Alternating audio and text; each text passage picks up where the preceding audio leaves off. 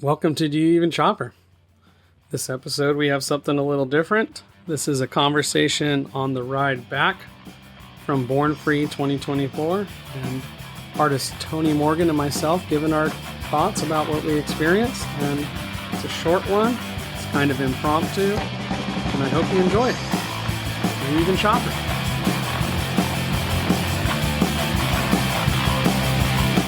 What was your first impression? Like immediate, like you get there, you're in the show after like waiting in line. What's your first impression?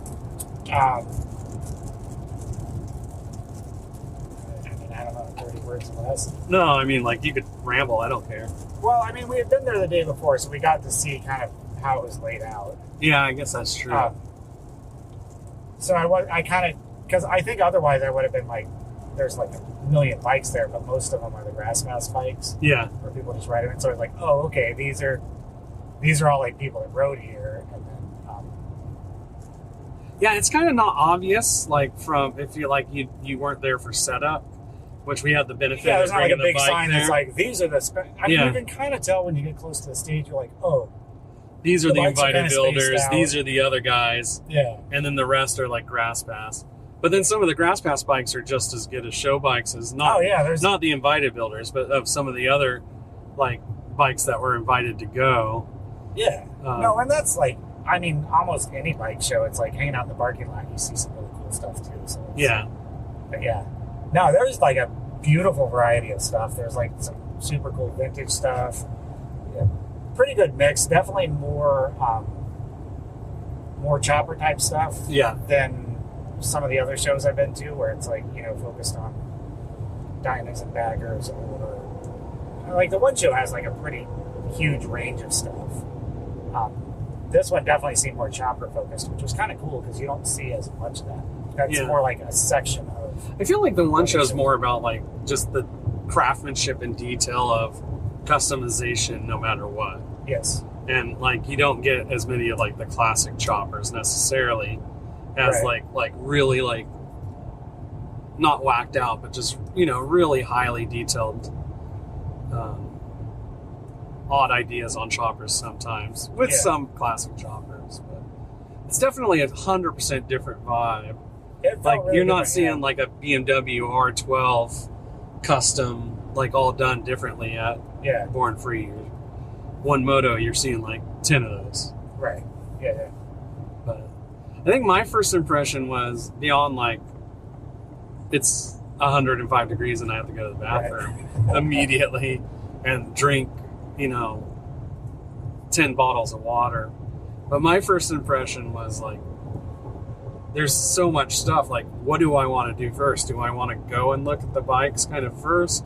Do I want to cut through the bikes to go look at vendors? Like, what's the, Oh yeah. like, what path do I want to take kind of to do it? Because it's kind of a choose your own adventure event. Whereas a lot of bike shows, like, there's a kind of a clearly, like, you're walking through this spot to get to the bikes. Like, the vendors are served by having the bikes on the other end of the show or vice versa, or the vendors are with part of the bikes. But this was kind of a, you know, there was clearly delineated where the bikes were and grass pass and everything, but you could have gone around one loop or another. There's the skate ramp in the middle. Like there was kind of a different bunch of different ways to attack it, and maybe that's like why it doesn't feel too crowded with that many it didn't people. feel like there was really like bad spots. Yeah. Like obviously, like the swap meet stuff was maybe the furthest. So if you weren't really into swap meet stuff, you didn't even have to go out that far. But none of it was very far away. It was all pretty close. You're like, okay, yeah. It didn't seem like there was, even though some stuff was closer to the stage, maybe it didn't seem like that was necessarily like a better spot per se. Yeah. You know what I'm saying? Like there's other areas that were pretty cool. In fact, I mean, think because of the heat, Yeah. like the front and center, it's awesome. The invited builders are there, but like there were some parts, especially on the first day, which was to me, even though it's a few degrees, but when you're over 100 degrees, It was warm A that few first day, a few yeah. degrees makes a lot of difference in how it feels. That it was like I am not going to look at those yet because I need to have another bottle of water and like It kind did of seem- take. Yeah, And then people I would kinda gravitated go- towards shade. And then for I would sure. go and like check it out, and then like, oh, okay, I've had too much sun. and then go gravitate towards some shade and like kind of huddle in a vendor booth with some buddies and everything. Yeah. And that was like the nice thing for me is like I knew enough people in vendor booths that I could like just chill for a bit and not same thing. get overwhelmed.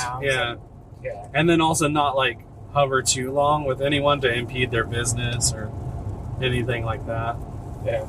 I think for me having a bike there was interesting because people would talk about that, and I'm more prone to people talking about the magazine. Of course, more people were talking about the magazine than the bike because I was wearing like the logo of the magazine, like on my hat and stuff. But like I hadn't like really thought about like how people were react to the bike, because the way I feel about things when people react to things online, like I don't really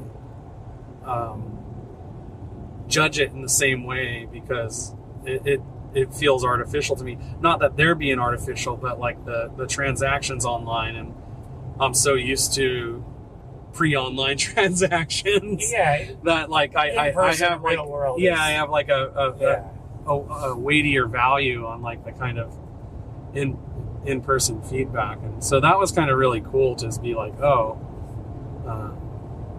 really liked your bike, and then people send you photos that they took of it, and that's wild and really cool. Because like everything I've ridden before, whether it was scooters or anything, like it was never like a bike like that could be at an event like that people would appreciate necessarily. Because there's a level of detail that's kind of a level above on that bike, and so having that feedback and stuff is really wild. And even like on this stretch of road we're on, when we stopped to eat, that guy was like, "Can I take a photo of your bike?" I was like, "Yeah, sure. Like, why would I care?" And so that added like another layer to like the experience, and so like all that weaving together made it really enjoyable. But I honestly think if like I didn't have the magazine and I didn't have the bike with me and I just like rode there, I would have the same amount of fun or maybe more fun. I don't know.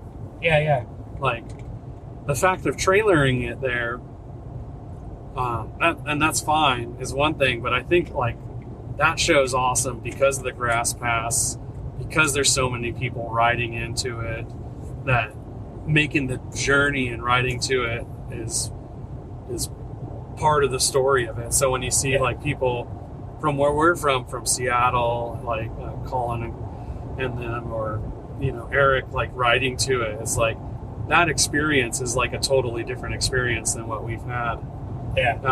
And like that is probably what that show's probably strength is. I mean, there's a guy who rode a 45 flathead all the way from Saskatchewan to there. So I think I know who that dude is. Cactus, Texas too. So it's like that's why that show's like really particularly unique. And without it being like a week-long Sturgis type thing. It was just the right length. It was not too crazy. And I think you were talking about people riding there and like all the bikes coming in. One of my favorite things, even though we were stuck waiting to get into the parking, was just like watching all the bikes go by, because there's so many cool bikes. It was, you know what I mean? Like you go to a show and you're like, okay, cool, here's a bunch of beautiful motorcycles, but watching a bunch of beautiful motorcycles ride into a show is a whole different. You're like, oh hell yeah! Like I just get like super excited about it. Well, and then flipping off the freeway and then right up the canyon, and it's like that whole little stretch. When that's one, really cool bikes, and two, like you can visualize like that experience too, and like, man, that's just awesome. The other thing I really liked is like the balance of like just how many people were riding choppers into it, and not just like it wasn't just dudes on baggers or stock bikes or whatever. Like it was so chopper heavy, and whether that's like the only like time people ride that chopper there or not, I don't really fucking care. But like you don't get a ton of shows out there. Plug for Rally in the Valley, you do get that. But you don't get a ton of shows where it's like tons of choppers like like riding in for it. Like so there's a uniqueness to that.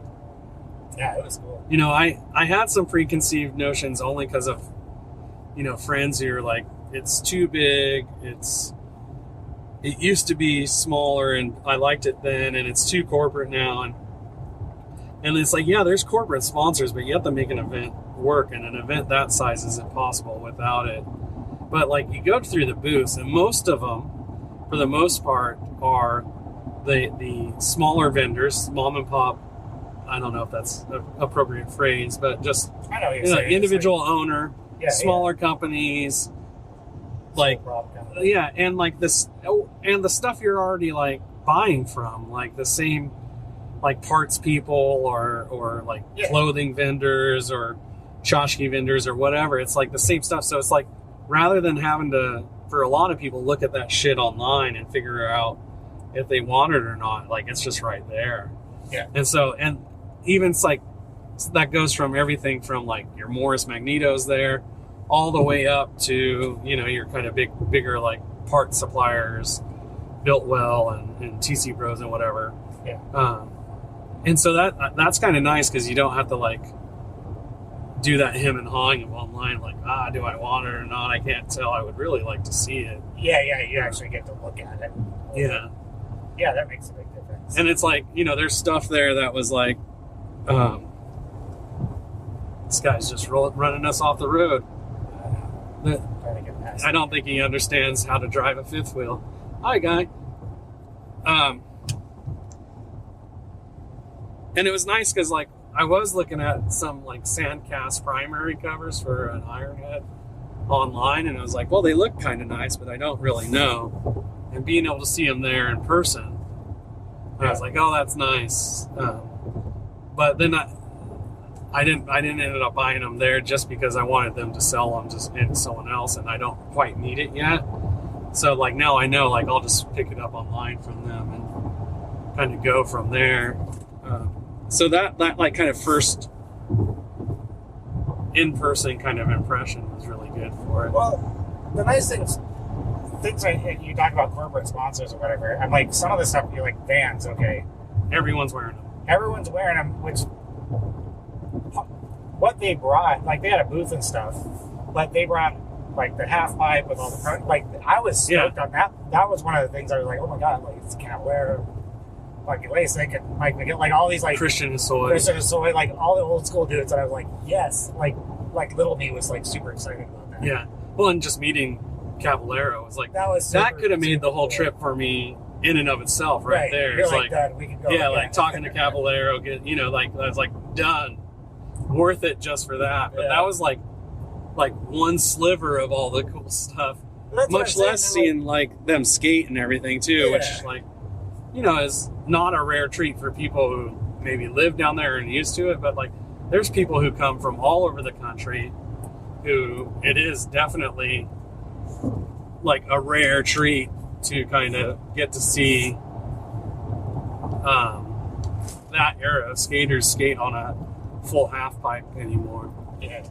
But the point that I was making was like, okay, they're a corporate sponsor, and their corporate sponsorship is this really cool, like, skate demo, right? Yeah. So it didn't feel like, I don't know, Progressive Insurance or something where you're like, our cool thing is like buy some car insurance. You know what I mean? They actually they added some value to the show. And while there were some of those corporate sponsors like that there, they were like smaller booths, and they were there. They had booths, but they didn't do it like where it was, that's what you had to look at. Yeah.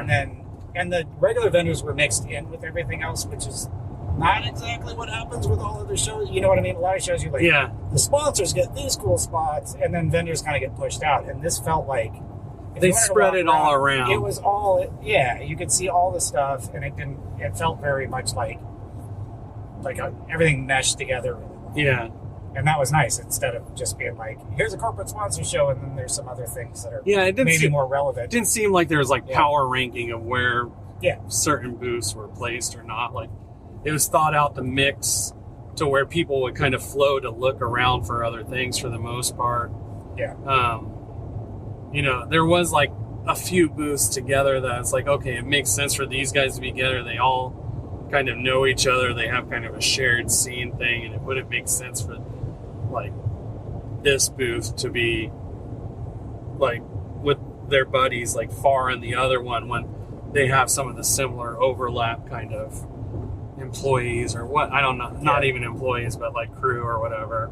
So some of that like was there, but it makes sense. But it wasn't like that was the whole thing. Like, we're going to put all the, XYZ, that's trending people in one spot, and all the like manufacturer parts in one spot or anything. Oh, it was all kind of, they mixed it together. it was all kind of mixed together. And the other thing is, like, while there was like vintage clothes there, it didn't feel like every booth was becoming It wasn't vintage like clothes. every single booth was Yeah. So that was kind of like a breath of fresh Most air. of the stuff was actually most motorcycle related. Yeah. Like most of it. There were a couple of booths that were stuff that you're like, okay, that's somebody's buddy, a girlfriend or whatever. They got, but for the most part, everything was actually related to motorcycles. Yeah. In some form, which is refreshing. Yeah. But yeah, there was fun stuff. Even the swap meet part of it was actually part of the like if you're like me, want to go buy a bunch of like weird old stuff, like you just it wasn't like it was way off in some other place. It was like it was still part of it. Chopperfest is a little bit the same way. Like you go through kind of the main vendors, and then as you circle around the back, like you could loop around the building, and as you loop around, that's where all the swap meet stuff is, and it works really well because it's got its own area. It's not like they're mixing the swap meet guys in with everybody else, but it's still like fully accessible. And I also feel like if the swap meet stuff was in the fray of it all, then if you're looking at a part and it's like a cool part, like you might have some dude breathing down your neck behind you trying to like snake it. It actually made more sense to have the swap meet stuff where it was like kind of off to the side, like not as many people like just hovered around there. Well, the traffic didn't have to cycle through that. Yeah. You had to like decide to go through that. And people who are looking for chopper parts they're gonna find the job. You know what I mean? It's not like you have to. It's like, they're not getting as much foot traffic, but they're not selling to casual, like, you know what I mean? Somebody's like, oh, let's go see the motorcycle show, but they're not really into motorcycles. Like, swap meet's not the place for that traffic. So they're not going to be like, oh, I guess I'll buy this brake lever. You know what I mean? Whereas they might be like, oh, I'll buy this hat or t-shirt or whatever. Yeah, totally. 100%. Yeah. Swap meet people will find the parts. It doesn't matter where you hide them. They'll be like, and I lingered there for a long time. And it was like, but then it was like, I found, and this isn't a shit talk, I just found for my own personal, it's like, there was one guy who had a ton of flathead stuff, so that was kind of cool. But it was like a lot of people had a lot of shovelhead arrow stuff, and that's not what I was. Find more of that. Yeah, and then I just wasn't looking for it for that. But like, if you're building a shovelhead, man, and you need shovelhead arrow, whether it's Jenny shovel to cone shovel, that swap meet had a lot of stuff to pick through to kind of go for it. Yeah, including full roller basket case situations that people were selling. So. Yeah, there were a couple of people that had like fully built bikes for sale, and you kind of like be outside their booth or something. A little price tag on them. So. Yeah, or even you could ride home on something. Yeah, you could ride home on something. Drop 5K, have this cool like Sportster chopper or something. Yeah, like, cool.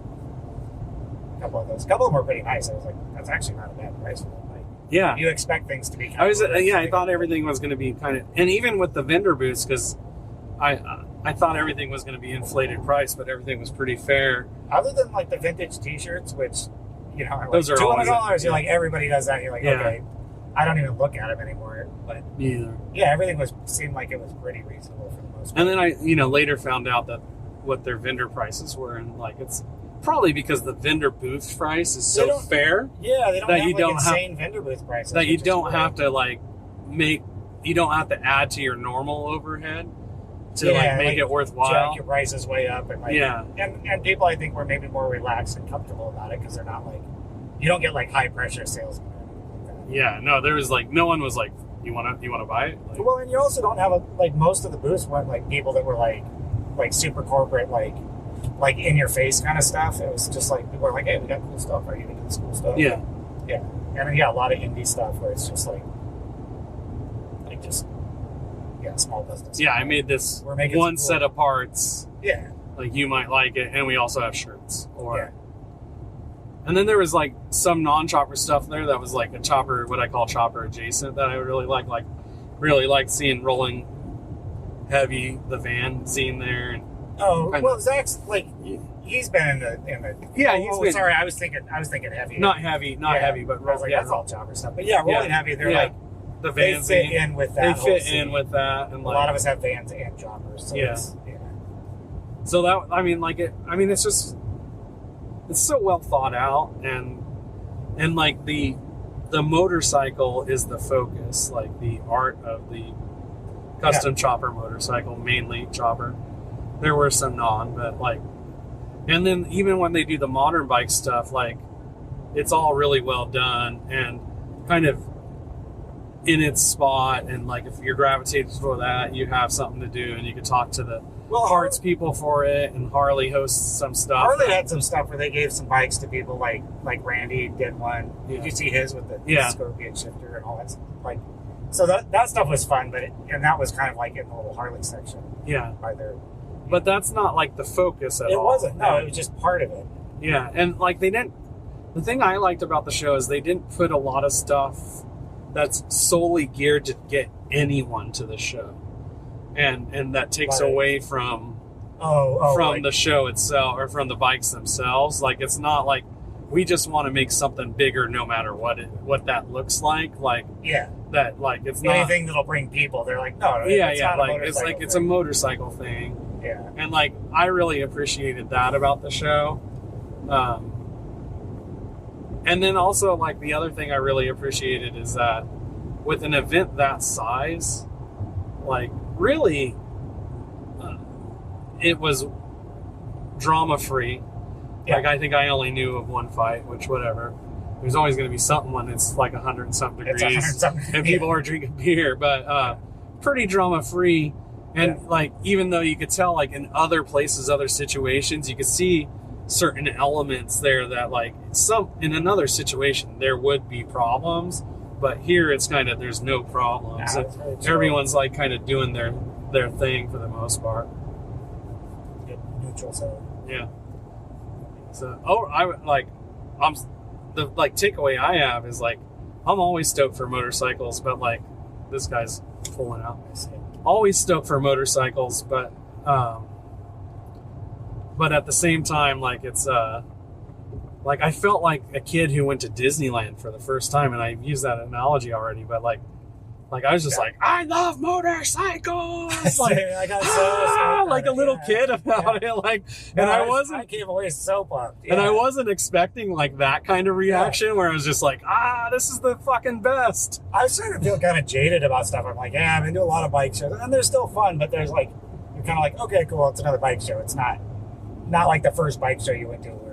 But yeah, this felt really, it was really positive. And I got stoked about stuff. Yeah, like, holy shit. Like, well, and even just like, you were talking about like bikes going in, but even like when you're like tired and drained after, like, you know, hours in the heat, and like you've been drinking 9 bottles of water just to stay alive. Right. And you're like finally in the car and air conditioning and you're waiting to leave, and you just see the parade of like bike after bike after bike and different kinds, and like even like modern ones, you're like, man, look at what that guy did with that, like, or like, it was just like constant feed of like really cool stuff in a way that like you can't be jaded about. Like, I feel like for me, especially like with the magazine, like I'm constantly digesting motorcycle information and builds and everything, and people send me stuff and I have to look at stuff, and I go to all the shows that I can, and like that, you feel kind of jaded about, like, oh yeah, that guy's build is just the same as, like, he caught it from this other guy who did it a couple years that was really popular on like the internet. But like at that show, there's so many unique things that, like, this guy's never posted photo of this shit, and There was a ton of stuff I hadn't seen before. I was like, whoa. Like I said, you get to feeling a little jaded, like you've seen it all, and I was like, oh man, there's some huge amount of variety and a lot of like really cool and just really clever things from the invited builders, and then the bikes who were invited there as well. Like, you know, I really liked how like Anthony Robinson, who it was his first Harley he ever built that I know of, like basically shrunk the form factor and used a bunch of like Triumph parts and kind of made a Harley that fit inside of a Triumph without looking like he just stuffed a Harley engine in a Triumph frame. or anything, and it was so unique. And I mean, that's just one example. There's so many examples of like that kind of ingenuity where you're like, I'm trying something that pushes my comfort bounds, but also is something that people haven't really seen on a larger scale yet. And that was like the kind of really cool part of the show for me. Yeah. All in all, I would go again. Eve and Chopper is a podcast brought to you by The Ton Magazine. Find The Ton Magazine at thetonmag.com on the World Wide Web that Al Gore invented for cats and your entertainment. You can also find us on Instagram at The Ton Mag. We are a quarterly print magazine based out of Olympia, Washington, and we appreciate your support.